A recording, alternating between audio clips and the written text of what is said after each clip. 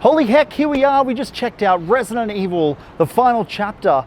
It stars Mila Jovovich back as Alice in her final chapter against the Umbrella Corp and the undead zombie apocalypse.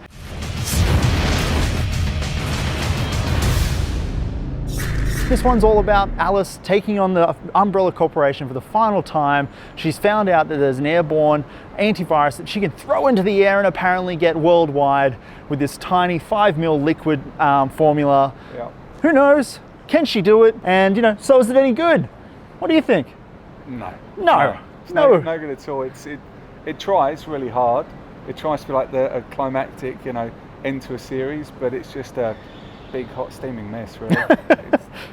It's one of those movies where it's kind of like its runtime is an hour and a half, but it clearly needed 2 hours to tell its story because the editor has edited it so quickly that almost every frame of the movie is changing angles. Like, say if I was to punch you in the face, the camera would have gone here, here, here, here, here, here, and here. And a zombie jumping on from up top. Exactly, so, exactly. Just a big hot mess. But to be fair to it, if you could have seen what was going on, the set pieces probably would have been quite nice. So what was your worst and best bit of the movie? The worst bit of the movie probably was the whole thing. No, the worst bit probably was the cheesy one-liners of the whole film. This is what I do.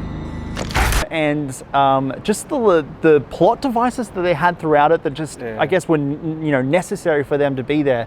There was this giant sequence where the team of good guys, or the protagonists, I guess, were going through the hive, which was seen in the first movie if you've seen the first Resident Evil film. Anyway, they're going through this air vent, which has this giant fan, and it's an obvious plot device that that fan's going to turn on, everyone's going to get fucked up, and lo and behold it does. But there's a few things that go wrong in that sequence for me that was like, they're all getting sucked back into it by the fan, and all these different things across the ground that don't make any sense that they would be there are there for them to stay alive. Like there's this bolted on handle on the floor, which literally makes no sense because, who was that made for? Why is it there? You'd trip over it, exactly. It's a health hazard. And that's the fault of the whole movie, really. Yeah. It's very convenient. Everything's convenient. It's like a computer game. There's one path and there's a bad guy at the end in a big base, and she suddenly finds a bike that can get to this place, and suddenly finds these people that can help her out. Suddenly bumps into her arch nemesis, and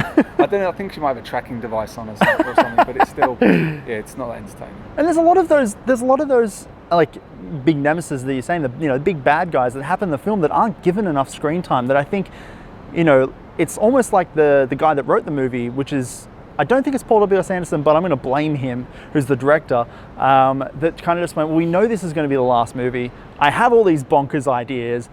We have to get everything in this one movie, or that's it. And it just got bonkers. Like, the bonkers is the simplest way to explain the movie. There's about 18 different bosses in the film, like, big bad guys that could have been climactic scenes of the film, but they're just, tiny sequences that almost go for 5 minutes and then they're nothing. So given a bit more time, I think it could have made it a lot better. Yeah, I don't know if I'd want more time in this movie though. But no, that's a good point. That's a really good point. The zombies are almost incidental to this now, because there'll be a horde of them, then suddenly they'll all be standing around going, okay, well, let's set up this elaborate plan in like half an hour, like MacGyver. And then the zombies suddenly appear when they want them to appear. Yeah, that's right. That really annoys me. Yeah, not very good. And that's the why it just kept on flipping all over the place. And you couldn't even see what was going on half the time. You just had to go, okay, right, there's going to be an action scene, brace yourself. Yeah, you think Michael Bay's bad, but Paul W.S. Anderson takes it to like another level. But he's the director of the original Mortal Kombat movie, which was also a video game, and is probably known as being one of the better video games. It has begun!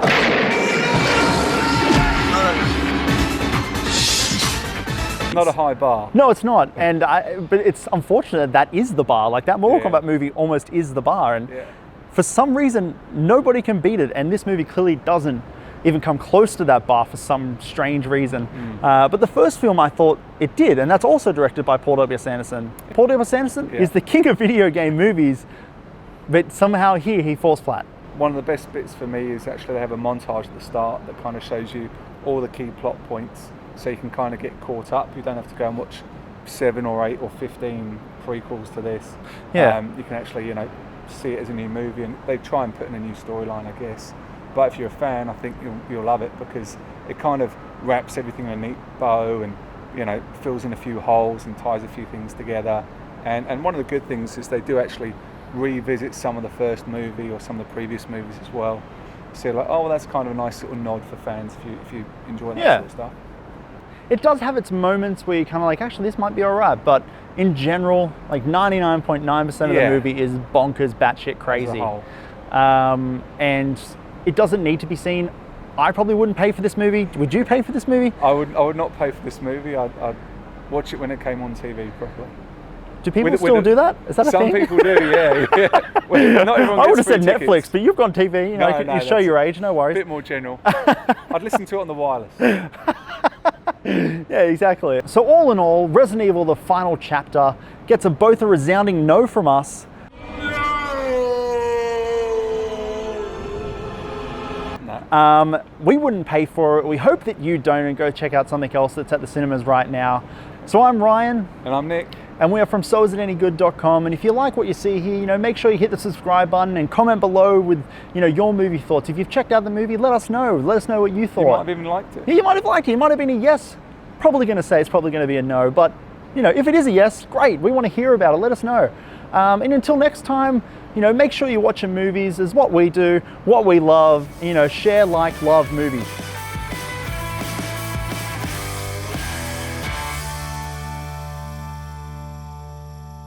Yeah, how did you get that free t-shirt? Why, we're trying to down talk this film and you're right here wearing a Resident Evil: The Final Chapter film. To be fair, people are going to be sus, like we're being paid or something. We're being paid to slag off their own movie. That makes sense, right? To be fair, I got the t-shirt before I'd seen the film, so